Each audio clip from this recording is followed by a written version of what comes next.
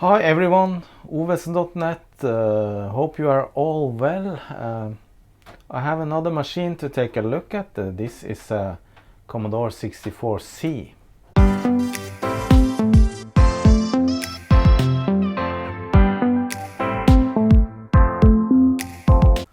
The machine seems to be working. Keyboard is working. I didn't test anything else. There's the F1 key is missing. I have to fix that, and I'm gonna run the diagnostic cartridge now.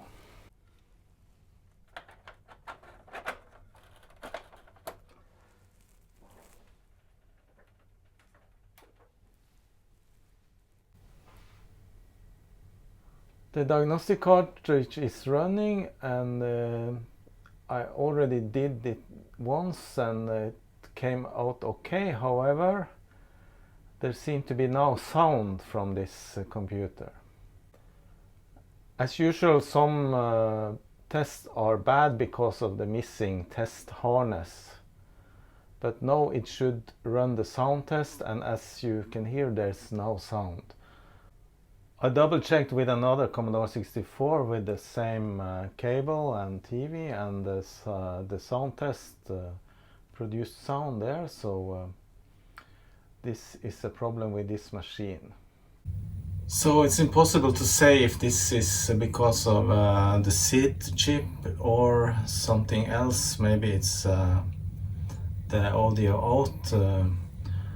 However, the 6581, which is the SID chip, comes out as bad. It does that if you have no test harness, which I don't, so it's impossible to tell if it is bad because of missing test harness or if the chip is faulty. Anyway, let's open this machine, take a look inside.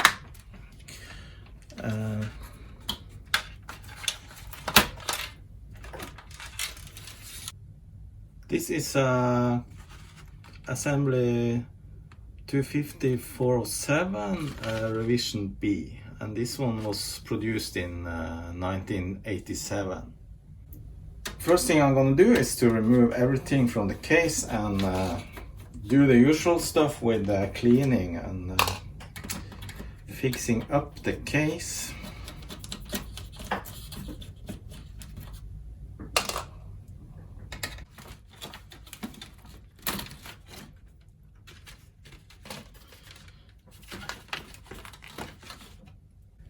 Another problem, one of the standoffs for the screws are broken off. Have to fix that. Just a quick inspection of the motherboard, and as you can see, there has been done some work on the SID chip, so perhaps that's the reason it's not working. Somebody been inside here before. If I take a look on the back side of the board, it seems like some chips have been replaced because some of those have bad soldering or different soldering points than the rest of the board. So I said this machine was produced in 87, and the reason is because of this label here. It says 86, 87, and if I take a look on those chips here, it says 0287, which is week 2 of 87. However, strangely enough, some of the other chips are way older, like the SID chip is from 83. And the ROM chips are from 83 and 84, so I think Commodore used up their storage of old chips. Next, I'm gonna remove the keyboard, which is just held in place by this clip, so no need for unscrewing anything.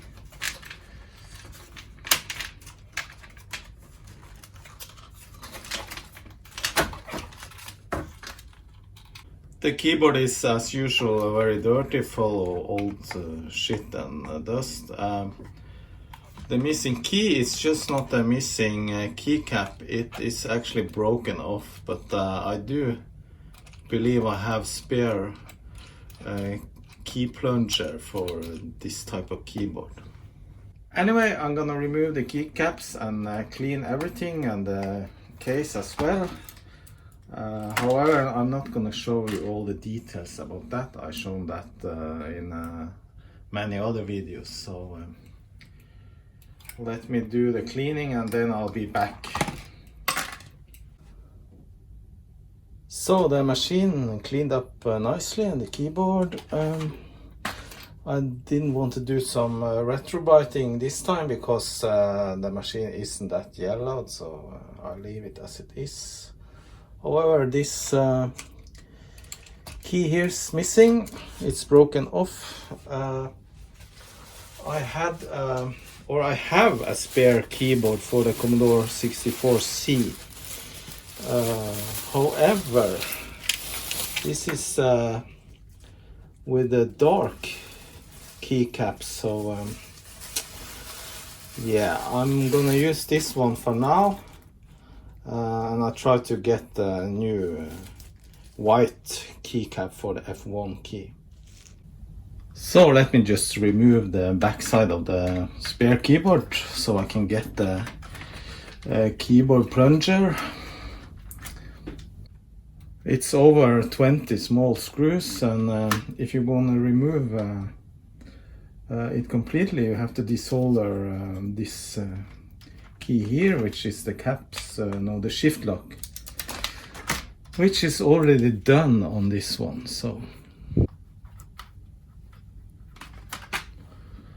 okay, and then I need this one. Hopefully it's the same type as in the other machine. Then the other keyboard, which is getting the donor key. A lot of screws. I'm getting tired in my arm by now, so then I'm desoldering the shift lock wires.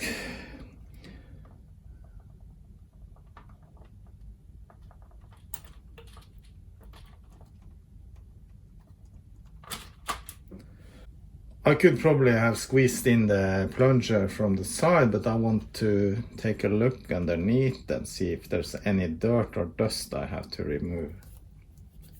And actually there are quite a lot of dust, so I'm gonna blow that off and I'm gonna wipe off the surface gently with a paper towel.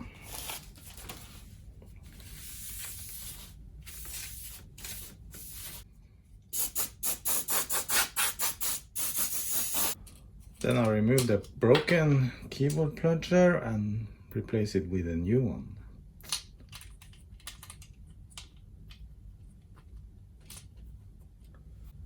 So that's it. I just reassembled the keyboard.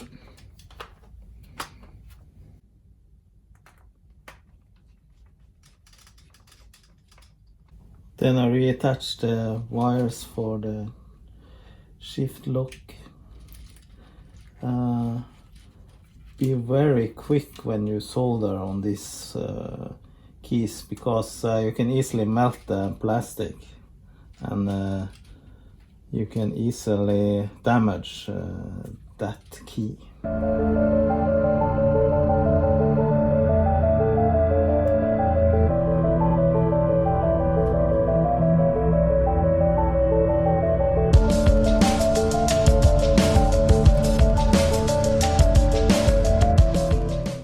Alright, then I can attach my very special brown F1 key.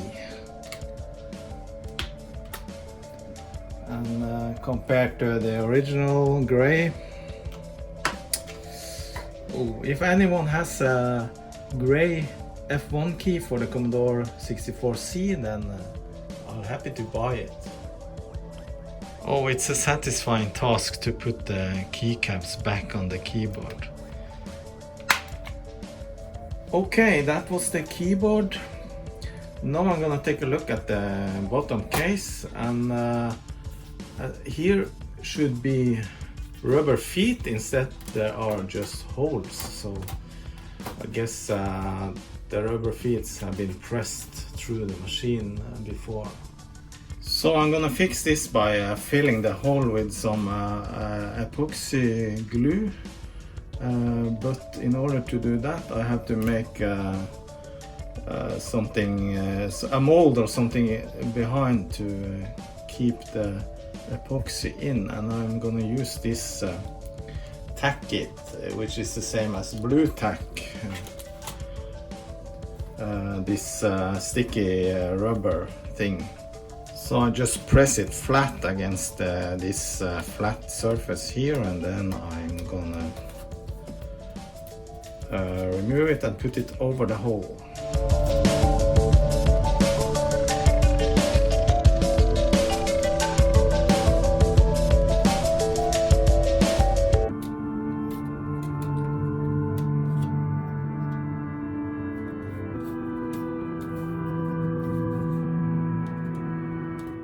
I just pressed out a little amount of glue on this paper. I think that's enough. This is 2-component epoxy, so it has to be mixed. Mix it very well. Then I try to fill the hole up until half the hole is filled. And you need to be quick because the glue, it hardens after a couple of minutes. And I try not to spill on the rest of the machine. Maybe this is not the best tool, but it's what I have. Okay, I think that's good. And now it just has to cure for a couple of hours. And then I will later put some more epoxy on the backside to strengthen it. The motherboard looks very nice, actually, except for the SID chip that probably is not working. So first thing I'm gonna do is to remove the SID chip and put a socket in there. So time for some desoldering, and I'm putting some flux on the solder pins so that they will hopefully desolder easily. So I've started my SID 915 desoldering iron, or call it the station, which has been very good so far.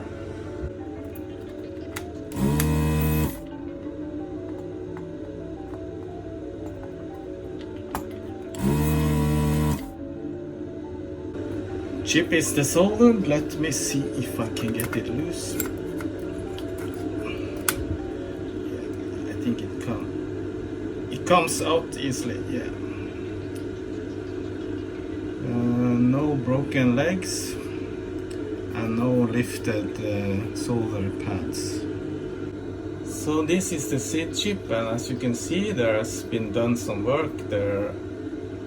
I think what they did was to solder on 2 missing legs, or legs that got broken off, and actually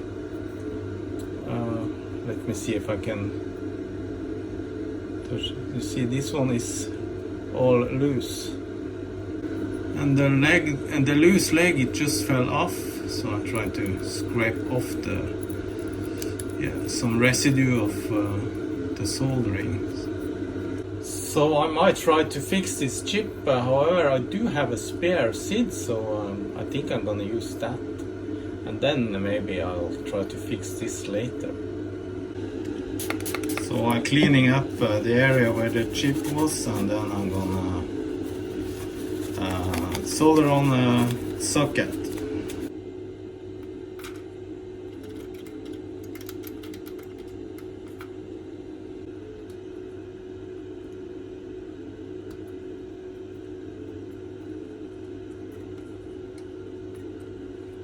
Ready to solder. However, I have some flux on first.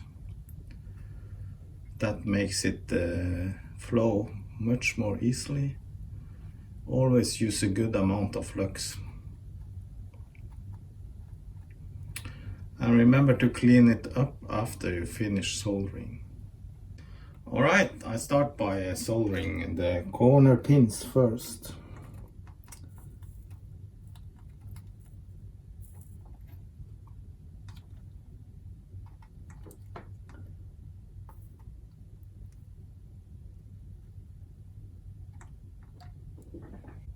Okay, I did the soldering. I didn't film it all because I have a hard time seeing what I'm doing when the camera is in the way. So, but I think it looks okay.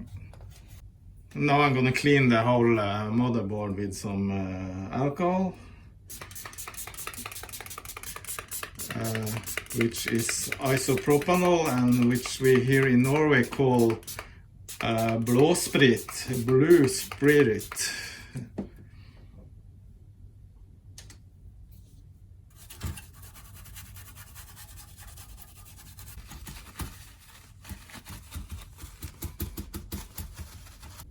I have this spare Commodore 64C motherboard which does not work. I didn't have time to figure out what's wrong, but it has a SID chip, so I'm stealing that. No. In with the chip. I don't know if it's working. Hopefully it is. I've never tested it. Finally, I use a little contact cleaner on all the contacts.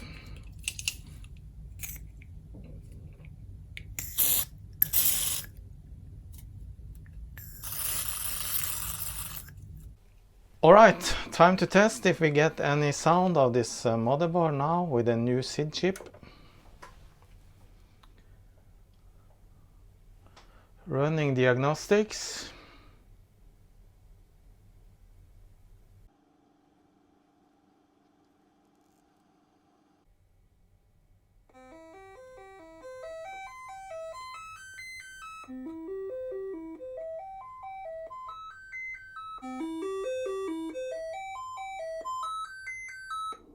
Okay, I'll say that is a success. It was an easy fix, but it's fixed. Easy or not, it doesn't care. So while I'm at this machine and have the motherboard out, I'm gonna replace the capacitors. At least those that I have in stock.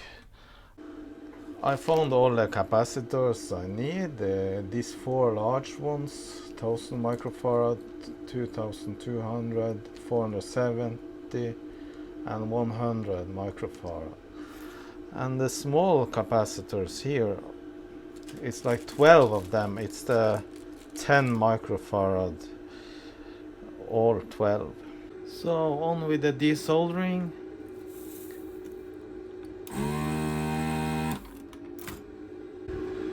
So in with the brand new capacitor.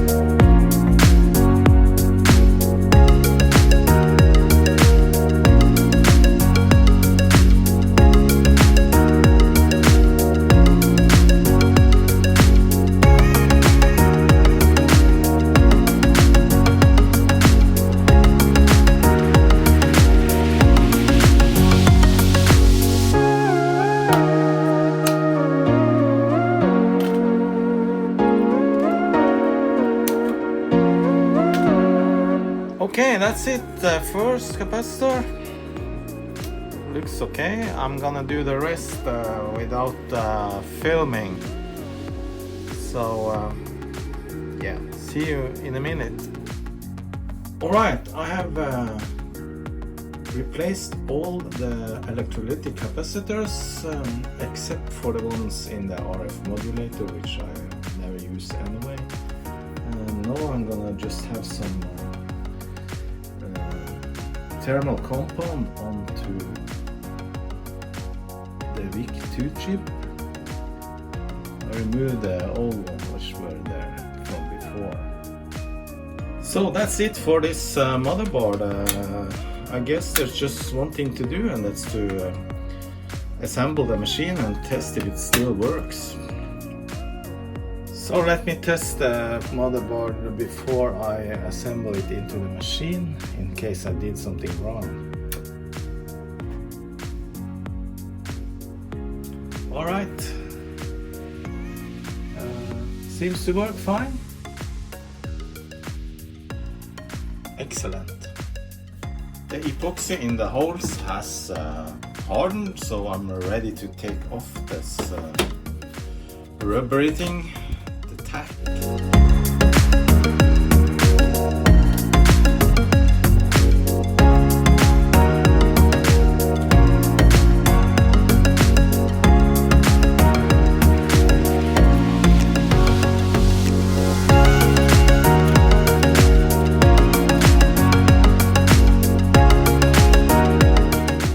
Then I just strengthen it a bit by adding additional epoxy around the holes.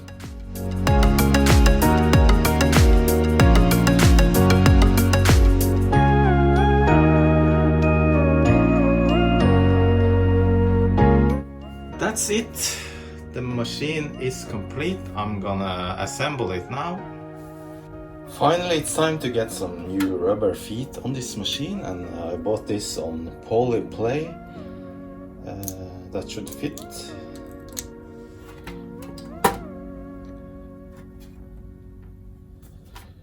Yeah. On the other side of the machine there actually isn't any rubber feet originally, but I'm gonna use these smaller ones here.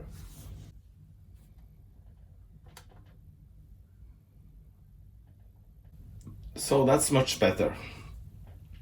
And one thing I want to mention, I always label my machines and write a label about what I did.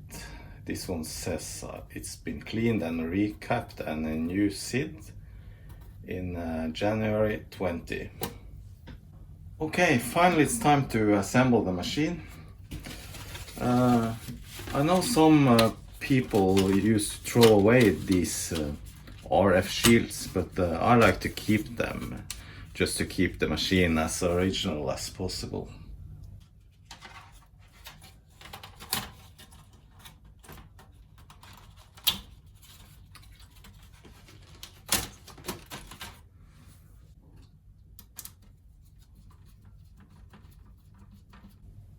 Before I close the machine, I add a couple of heat sinks to some of the integrated circuits, like the SID chip.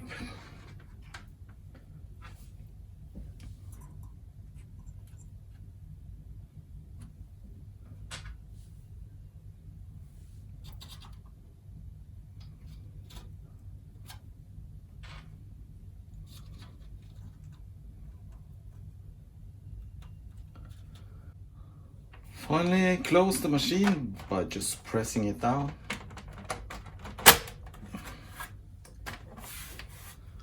Simple solution on these models is that they don't have screws, they just has these plastic tabs instead of screws.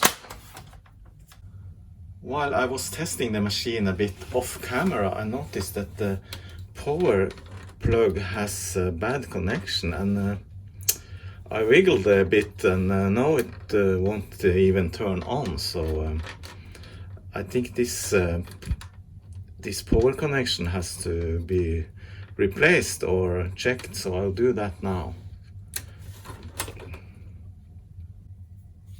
So now the machine turned on if I hold the power plug in a special position. As soon as I let it go, then it will turn off and lose the connection. And yeah, like that. So I have to fix this.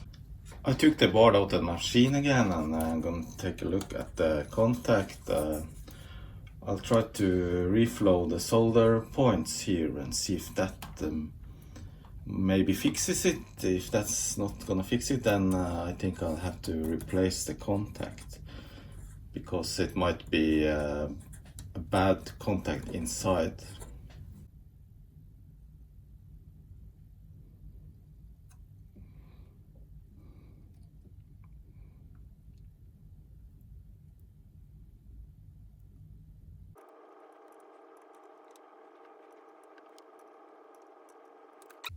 Then let's test to see if it did any difference.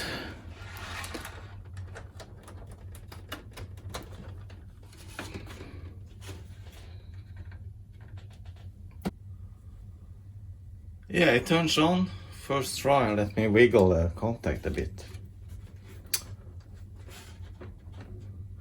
Alright, seems to be working fine, so that was a case of bad solder joints.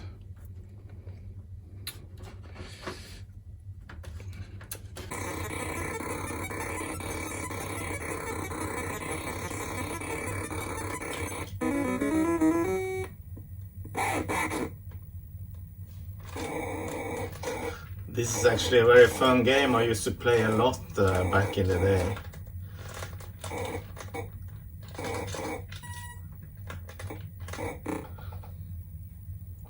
A little rusty now. It even has speech synthesized.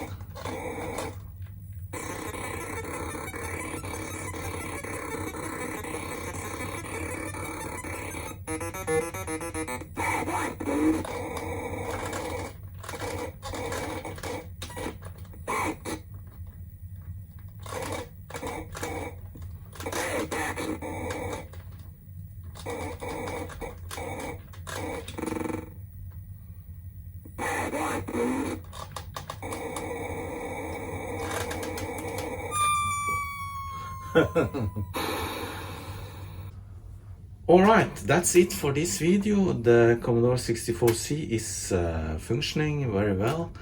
I switched to a new SID chip and repaired a bad power connector and recapped the machine. So with that I say thank you. Hope you enjoyed this video, and hope to see you again in my next video. Please subscribe. Bye bye.